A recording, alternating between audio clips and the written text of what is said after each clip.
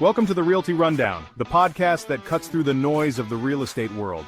Your hosts, seasoned industry experts Nic and Nate, are here to guide you through the entire process. Each week, they're breaking down the latest market trends, decoding complex jargon, and sharing insider secrets you won't find anywhere else. Whether you're buying your first home, selling a property, or building an investment portfolio, we provide the clear, actionable advice you need to make your next move your best move. All right, everybody, welcome back to the Realty Rundown from the Nic Wyse team at RE/MAX. I'm Nic Wyse. And I'm Nathan Schwartz. And who the heck is that? No, we've got a special guest with us today, everybody, if you're wondering. Bethany Lopez from First Federal Savings Bank has joined us. And thank you for having me. I'm excited for this one. I've got some questions for you guys that I hear all the time from buyers and sellers. Yeah, we're really glad to have you too, Bethany. And guys, we're going to have Bethany's contact information available. It's going to be posted in the descriptions under the episode, whether you're listening on Facebook or YouTube, wherever it is. So you will be able to reach out to her afterward if you've got some additional questions about any type of loans. So for now, let's go ahead and get into it. All right, so let's start with this. What are some of the most common mistakes you're seeing buyers make right now? Yeah, so for buyers, the biggest one I see is buyers focusing only on the house and not on the strategy. They fall in love with the property, but they don't fully understand the competition or what it takes to actually win that house. Another one is hesitation. In a competitive market. Waiting even a day can mean missing out completely. Yeah, and me and Nate were just talking earlier today, and I know he's feeling this big time. The pressures of the market are very, very real. From a listing perspective, as primarily doing the listings on the team right now, I'd say one of the biggest mistakes is just not understanding the seller's needs.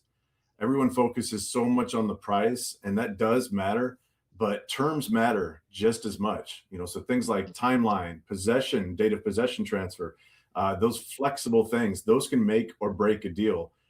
I've seen offers recently where they were really strong on price, but they lost because they didn't align with what the seller actually needed.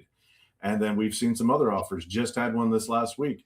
The offer was under 5% under asking price, but it got accepted because the terms were so friendly to the seller that the seller chose that peace of mind over more money. Nice.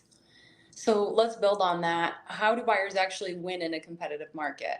Yeah, I would say it starts with preparation. You've got to be fully pre-approved, not just pre-qualified. That really does matter. When you're fully pre-approved, the seller knows that the lender has verified your information, all your financials. Then it's about writing a clean, strong offer, fewer contingencies, solid earnest money, and showing the seller you're serious. And honestly, working with an agent who knows how to structure that offer and communicate its highlights with the listing agent makes a big difference. This is still a people business, even with all the technology. Yeah, absolutely. That's really, and I'm almost seeing like more of that need for like the people, the influence of working with your agent directly and having good communication. From the listing side, again, we're looking for certainty. Who's actually going to get to the closing table? As Nate mentioned, you've got that pre-approval. That's a big, big part of it. And then if your offer looks and feels clean, it's a confident offer, and it's easy to work with, you've got a huge advantage. All right, you guys mentioned contingent offers. So I assume we're talking about first right contingent offers. How are sellers feeling about those right now? Yeah. Short answer, not great. And just to reiterate, a first right contingent offer is one where the buyer and the seller agree to the terms of the sale, but it's contingent on the buyer's home selling before they can actually move forward with the purchase of their new house. There's some other nuances, but we'll leave it there for now.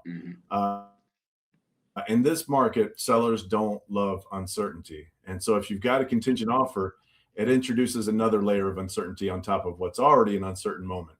So sellers are wondering, what's with the buyer's home? Will it sell on time? What happens if it doesn't? What's the status of the other person who might buy their home? So it takes a lot of communication to make sure everything flows really well. Yeah, and I would definitely say that it's also challenging on the buyer's side too. It can be tough to get those offers accepted. It's not impossible, but definitely tough. There are ways to make a contingent offer stronger, of course. Pricing your current home correctly from the get-go is a huge thing, and getting it on the market quickly, and maybe even having it under contract already. And again, being able to effectively communicate the scenario with everyone involved goes a long way.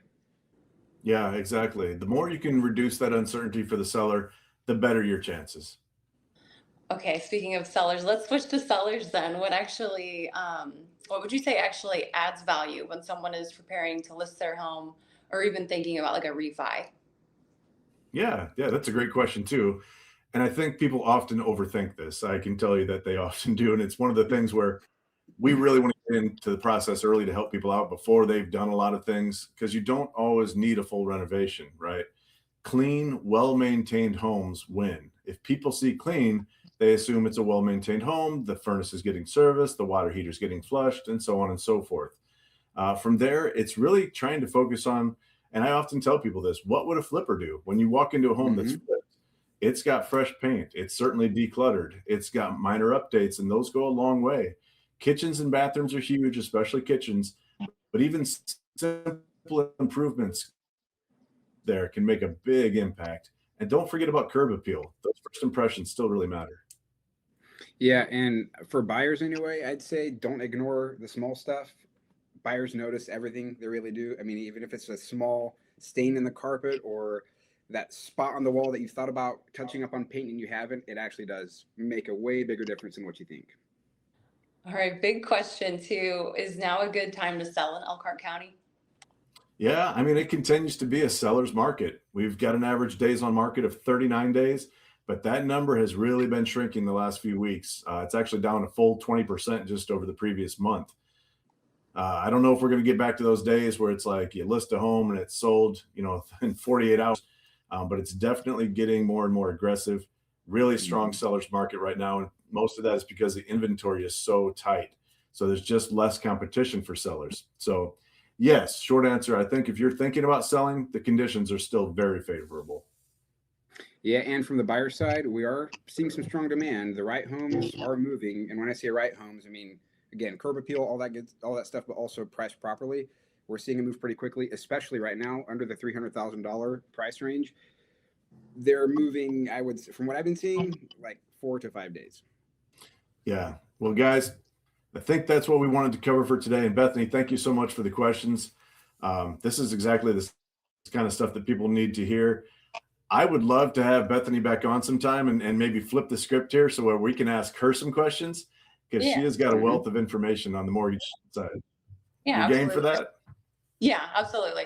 That is awesome. Yeah. And hey, by that time, the markets may have changed.